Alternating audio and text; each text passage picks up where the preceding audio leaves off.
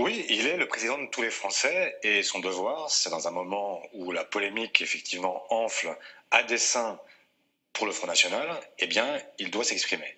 Il ne peut pas laisser, y compris son gouvernement, nous dire tout et son contraire à un jour d'intervalle. On ne peut pas avoir une majorité qui navigue à vue sur un sujet comme celui-là, alors que ça engage ce qu'on appelle vulgairement le vivre ensemble. Et oui, effectivement, il doit s'exprimer et je dois dire que je souhaite qu'il s'exprime pour dire les choses clairement.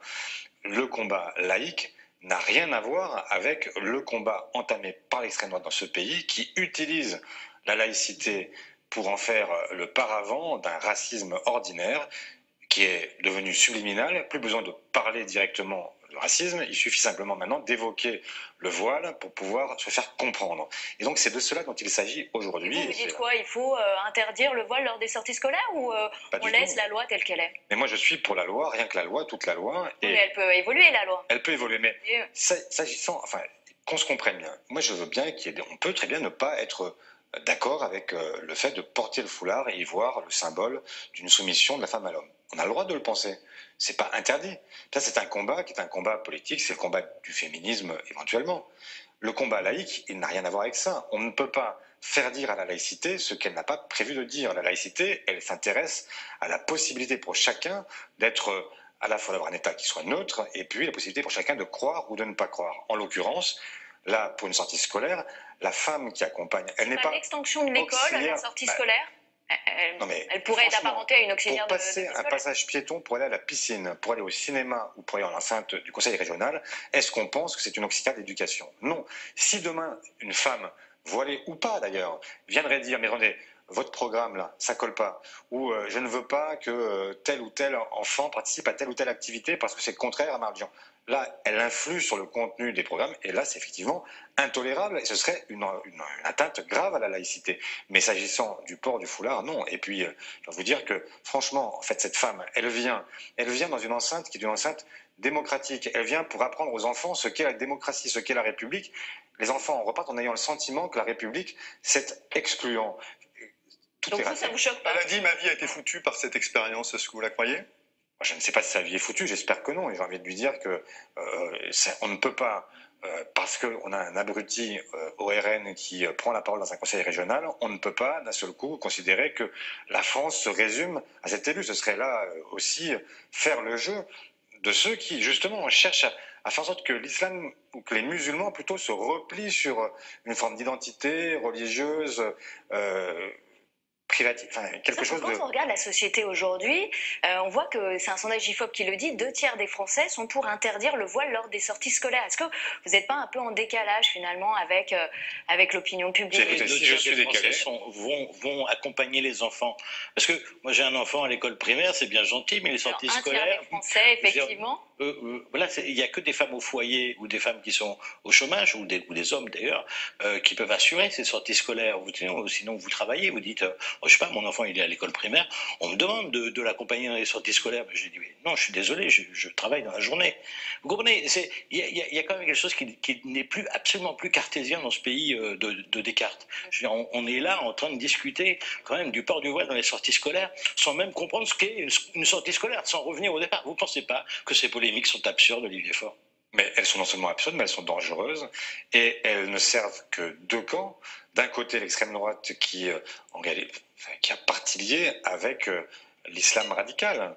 Pourquoi? Parce que, en fait, l'islam radical n'attend qu'une chose, c'est qu'il y ait une réaction à ce port du voile, qu'elle puisse ensuite dire aux musulmans de France, écoutez, regardez, en fait, vous n'êtes pas tolérés. Puisque vous n'êtes pas tolérés, vous n'avez qu'un choix, c'est l'islam radical. Et donc, ces deux camps-là se nourrissent mutuellement. Et c'est pour ça que cette polémique est dangereuse, absurde.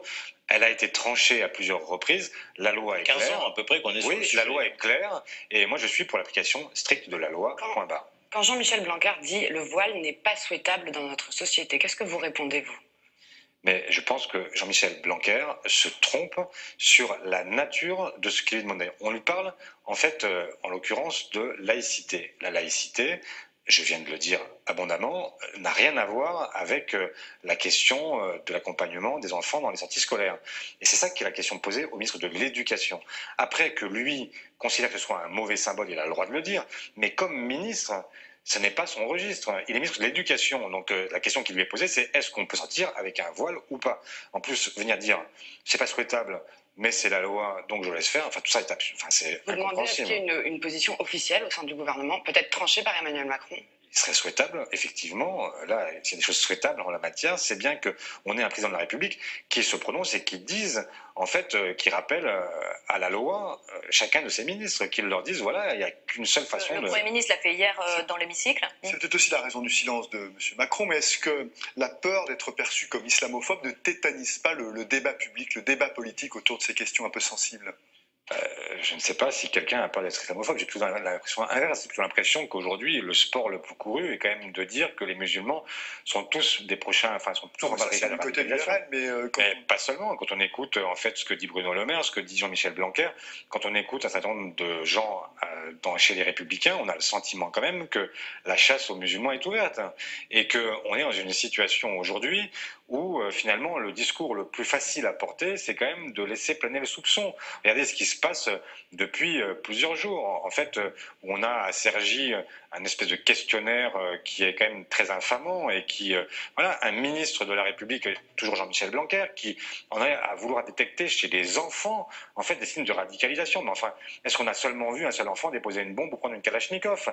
Est-ce que vraiment le fait de ne pas tenir la main d'une petite fille quand on est un petit garçon est un signe de radicalisation, quand on sait à quel point la question des genres est compliquée dans l'enfance? Et vous avez tous eu des enfants qui ont refusé de tenir la main d'une petite fille alors qu'ils n'avaient rien de musulman ni de près ni de loin. Au-delà de ça, il y a un problème de communautarisme en France ou pas?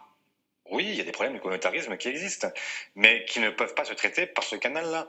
Le communautarisme, il est au fond, malheureusement, le filet de sécurité de ceux qui n'ont plus de filet de sécurité et qui se réfugient dans ce qui leur permet de considérer qu'il y a une protection que ne leur offre plus la société française. Et donc la question que nous devons nous poser, c'est comment est-ce qu'on fait? C'est la faute de l'État français aujourd'hui si c'est la faute de beaucoup le de monde. communautarisme monte Bah, dans notre pays? alors je ne veux pas mettre tout sur le dos de l'État. Il y a aussi la société française, elle est travaillée aussi par des gens qui ont intérêt à ce communautarisme et qui cherchent en fait à l'instrumentaliser. Donc c'est pas tout ça. Il y a des causes multiples, c'est multiforme. Mais c'est vrai que nous avons une responsabilité, en tout cas comme hommes et femmes politiques, c'est de faire en sorte que la République, ce soit la République de tous. Et donc, à partir de ce moment-là, il n'y a pas besoin de repli communautaire, pas besoin de se réidentifier à une communauté qui nous protège. Vous avez parlé de l'université de Cergy-Pontoise qui depuis en effet a reculé sur ce questionnaire elle a dit elle-même que c'était maladroit. On a aussi entendu Christophe Castaner qui a listé comme ça des critères de signaux faibles de radicalisation. Ça va dans le sillage de la société de vigilance que souhaite Emmanuel Macron. Quelle est votre position là-dessus? Est-ce que vous pensez que c'est dangereux ou est-ce qu'au contraire il faut aller dans ce sens-là? Mais là, c'est une société de vigilance ou de délation qu'on est en train de construire. La vigilance, bien sûr qu'il faut l'avoir. Enfin, si demain, je me rendais compte que parmi les gens que je côtoie, il y a quelqu'un qui donne des signes de radicalisation et qui me donne le sentiment d'être en train de partir dans une dérive qui n'est pas, enfin, qui est dangereuse, évidemment que je me dois de le signaler. Mais en fait, enfin, si quelqu'un qui sait pousser la barbe, c'est vraiment quelqu'un qui se radicalise? Est-ce que quelqu'un qui a parlé de Ramadan, alors je sais pas ce que ça veut dire qu'avoir une pratique extra, enfin je sais plus quelle est son expression, mais enfin exacerber de la religion pendant le Ramadan, mais par nature, le Ramadan c'est une pratique exacerbée de la religion. On arrête de se nourrir pendant la journée, on mange seulement au coucher du soleil, on recommence avant que le soleil se lève. Enfin c'est. Vous voulez dire que ça vise les musulmans pratiquants? Et quel est votre message? Le problème c'est que vous ne pouvez pas dire que quelqu'un qui fait sa prière 5 fois par jour, c'est quelqu'un qui est radicalisé.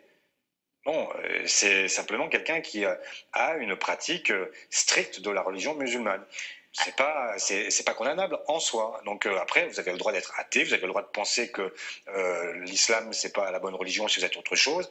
Tout ça est possible, mais vous ne pouvez pas laisser penser que quelqu'un qui pratique sa religion de manière stricte est un dangereux terroriste en puissance. Et vous avez parlé de votre enfance, de vos origines mixtes, vous avez parlé du racisme que vous avez connu dans votre enfance tout à l'heure. Est-ce que, sur un temps long comme ça, comment vous voyez l'évolution de la société française? Est-ce que ça va mieux, ces problèmes de racisme, à votre avis, par rapport à votre enfance, ou moins bien? Je vais commencer par justement vous parler de mon enfance. Je vous ai dit tout à l'heure que j'étais issu d'un couple mixte avec une famille paternelle qui est pas d'origine, qui est d'extrême droite, et grand-père côté maternel, qui était lui nationaliste mais vietnamien. Et donc, vous avez là, en fait, toutes les raisons pour que ces gens-là ne puissent pas se rencontrer. S'ils avaient eu à se rencontrer à Dien Bien Phu, ils étaient chacun d'un côté de la tranchée, et ils se tiraient dessus. Et malgré tout, qu'est-ce qui s'est passé? Mon grand-père, qui a eu quelques difficultés au début à admettre ma mère dans ce cercle familial, c'était vraiment le paterfamilias, mon grand-père. Donc il était en fait, il avait une idée de ce que devaient ses 8 enfants, de qui il devait épouser, et c'était dans une stricte tradition française, catholique, etc. Et pourtant, mes parents se sont mariés. Et pourtant, ils ont eu des enfants. Et pourtant, ils se sont aimés, ils sont toujours ensemble aujourd'hui. Et je suis le fruit de tout ça. Et moi, ça m'a donné à la fois le sentiment que dans la vie, les choses pouvaient mal commencer, mais que quand il y avait la connaissance de l'autre, l'amour, eh bien, on pouvait déplacer les montagnes. Et c'est ça ma conviction, c'est qu'il faut rester optimiste et qu'on ne peut pas se laisser gagner par l'idée que nous soyons amenés à nous confronter. Vous n'avez pas répondu à ma question. Est-ce que vous pensez que par rapport à votre enfance et aujourd'hui, le racisme a augmenté en France ou est-ce qu'il a diminué? Non, je pense qu'il s'est déplacé. C'est-à-dire que quand j'étais petit, c'était les Portugais, les Espagnols qui étaient encore les principales stigmatisés. Aujourd'hui, ça s'est déplacé plutôt vers les enfants d'origine arabo-musulmane. On voulait parler de la